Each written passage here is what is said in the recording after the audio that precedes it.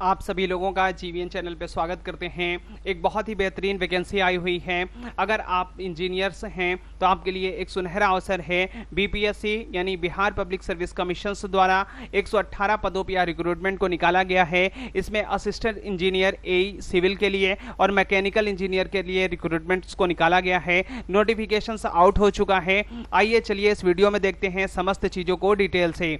सबसे पहले अगर हम बात करें इसकी फॉर्म फिलिंग डेट कब से स्टार्ट हो रही है, तो इसकी फॉर्म फिलिंग डेट 15 जून 2024 से शुरू हो जाएगी और इसकी जो लास्ट डेट है वह 30 जून 2024 रखी गई है। इसकी फॉर्म फिलिंग की ऑफिशियल वेबसाइट है https://ebpsc.bihar.government.in। मेन होम पेज पे जाकर आप इसके फॉर्म को फिल कर सकते हैं बहुत ही आसानी से। अगर हम बात करें इस फॉर्म को भरने के लिए एग्जामिनेशन फीस कितनी लगेगी, तो इसकी एग्जामिनेशन फीस है जनरल ओबीसी, और अगर आप दूसरे स्टेट से इस फॉर्म को भरना चाहते हैं, दूसरे स्टेट के आप निवासी हैं और आप इस स्टेट में आकर इसका फॉर्म फिल करना चाहते हैं, तो आपको 750 रुपए देने होंगे, जबकि एससी एसटी और पीएच कैंडिडेट के लिए सिर्फ 200 रुपए ही फीस पेमेंट लगेगी। अगर हम फीमेल कैंडिडेट की बात करें जो बिहार डोमिशियल की हैं, उन्हें 200 रुपए देने होंगे और यह जो पेमेंट है यह पेमेंट आपको ऑनलाइन और ऑफलाइन दोनों मोड में फीस को पेमेंट किया जा सकता है। आप ऑनलाइन भी फीस का पेमेंट कर सकते हैं और ऑफलाइन भी आप फीस का पेमेंट कर सकते हैं। चालान के माध्यम से भी फीस का पेमेंट हो जाएगा। अगर हम बात करें एजुकेशनल एलिजिबिलिटी के बारे में, तो असिस्टेंट इंजीनियर के लिए टोटल पदों की संख्या 113 है, जबकि असिस्टेंट इंजीनियर मैकेनिकल के लिए पदों की संख्या 5 है। अगर हम असिस्टेंट इंजीनियर के लिए एलिजिबिलिटी की बात करें तो आपको बीई या बीटेक की डिग्री होना चाहिए सिविल इंजीनियरिंग में भारत के किसी भी इंस्टीट्यूट से। और असिस्टेंट इंजीनियर मैकेनिकल की बात करें तो इसमें भी आपको बीई या बीटेक डिग्री होनी चाहिए मैकेनिकल इंजीनियर में भारत के किसी भी इंस्टीट्यूट से।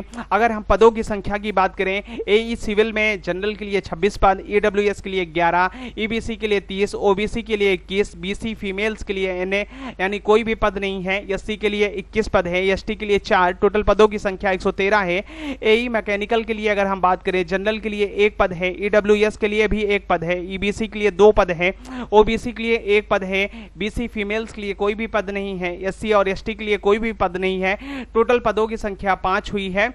आप जान लीजिए टोटल पदों की संख्या 118 पदों के लिए रिक्रूटमेंट को निकाला गया है। अगर हम बात करें एज की, तो एज कितनी होगी, मिनिमम एज 21 वर्ष की होनी चाहिए आपकी और मैक्सिमम एज 37 वर्ष की होनी चाहिए मेल कैंडिडेट के लिए। अगर आप फीमेल कैंडिडेट हैं तो आपकी जो मैक्सिमम एज है वह 40 वर्ष की होनी चाहिए, जबकि मिनिमम एज 21 वर्ष की होनी चाहिए। जरूर से आप एज की क्राइटेरिया को देख सकते हैं। या एज में रिलैक्सेशंस भी आप सभी लोगों को मिलेगा। ओबीसी कैंडिडेट जो नॉन क्रीमी लेयर है उनको 3 वर्ष की, एससी एसटी कैंडिडेट के लिए 5 वर्ष की छूट दी जाएगी। यह छूट सिर्फ बिहार के लोगों के लिए ही मिलेगी, जो बिहार के डोमिशियल हैं, जो बिहार के निवासी स्टूडेंट हैं, उन्हीं के लिए छूट मिलेगी।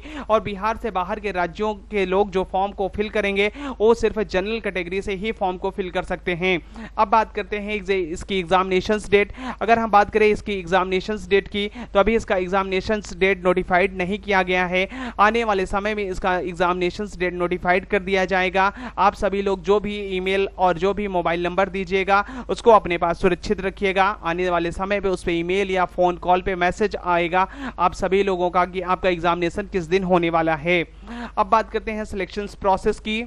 अगर बात करेंगे चयन का आधार का, तो सहायक अभियंता सिविल और यांत्रिक के पदों के लिए जो यह रिक्रूटमेंट को निकाला गया है, इसमें वस्तुनिष्ठ प्रश्न पत्र पूछे जाएंगे और संविदा के आधार पर अगर आपने कहीं काम किया है तो उसकी भी गणना मार्क्स के रूप में की जाएगी।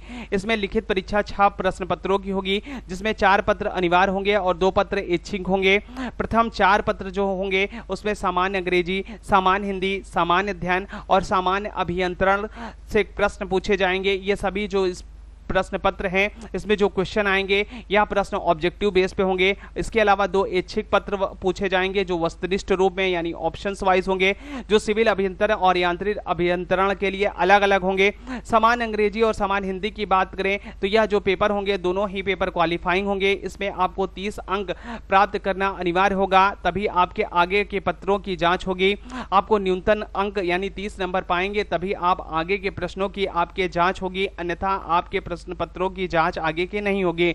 समान अंग्रेजी और समान हिंदी के पत्र में न्यूनतम अंक प्राप्त नहीं होने पर आपके अभ्यर्थिता पे विचार नहीं किया जाएगा। आप देख सकते हैं अनिवार्य पत्र जो प्रश्न पत्र जो होगा वह सामान्य अंग्रेजी होगा 1 घंटे का, सामान्य हिंदी होगा 1 घंटे का, 100 अंक होंगे या क्वालिफाइंग इन नेचर होगा। सामान्य अध्ययन का जो एक प्रश्न पत्र होगा या 1 घंटे में होगा, 100 क्वेश्चंस होंगे। सामान्य अभियंत्रण होगा, यह भी ऑब्जेक्टिव बेस्ड होगा, 100 अंक होंगे। यह इसके भी ऐच्छिक प्रश्न पत्र की बात करें सिविल के लिए, सिविल अभियंत्रण के लिए 1 घंटा 100 अंक के, और यांत्रिक अभियंत्रण के लिए यांत्रिक अभियंत्रण यानी मैकेनिकल से क्वेश्चंस पूछे जाएंगे, यह भी ऑब्जेक्टिव दोनों होगा और 100 नंबर के पूछे जाएंगे ये प्रश्न पत्र। और जो आपकी मेरिट बनेगी यह मेरिट सामान्य अध्ययन, सामान्य अभियंत्रण विज्ञान और सिविल अभियंत्रण या तो फिर यांत्रिक अभियंत्रण आप जिससे फॉर्म फिल करेंगे सिविल इंजीनियरिंग और मैकेनिकल इंजीनियरिंग दोनों से, तो आपके अलग अलग पेपर होंगे। इनसे आपके मार्क्स को डिसाइड किया जाएगा, आपकी मेरिट लिस्ट बनेगी और उसके आधार पर आपका क्या होगा, उसके आधार पर आपका सिलेक्शन होगा।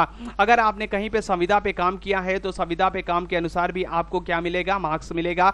आप देख सकते हैं 25 अंक निर्धारित किए गए हैं, 75 अंक जो लिखित परीक्षा अधिमान्यता के आधार पर और 25 अंक आपको संविदा के आधार पर ऐड किया जाएगा। तो इस प्रकार से आपका सिलेक्शन प्रोसेस है इस परीक्षा में। इसके बाद अगर हम बात करें सिलेक्शन प्रोसेस के बाद जब आपका सिलेक्शन हो जाएगा तो इसमें सैलरी कितने मिलेगी, या लेवल 9 यानी 5400 ग्रेड पे की सैलरी है। आपको इसमें मंथली सैलरी स्टार्टिंग में 85 से 90 हजार पर मंथ मिलेगी। तो आप सभी लोगों के लिए एक सुनहरा अवसर है कि आप सभी लोग इस फॉर्म को फिल करें, अच्छे से प्रिपरेशंस करें और इसमें जॉब हासिल कर लें, क्योंकि बहुत ही बेहतरीन जॉब है और एक सुनहरा अवसर है आप सभी लोगों के लिए। और इसकी सैलरी बहुत ही बेस्ट है, इससे बढ़िया सैलरी नहीं मिल सकती आप सभी लोगों के लिए। तो आप सभी लोगों का अगर इस प्रकार के इंफॉर्मेटिव वीडियोस वैकेंसी से संबंधित अच्छे लगते हैं तो आप हमारे चैनल को सब्सक्राइब कर सकते हैं, और यह वीडियो अगर पसंद आया हो तो आप इस वीडियो को लाइक कर सकते हैं।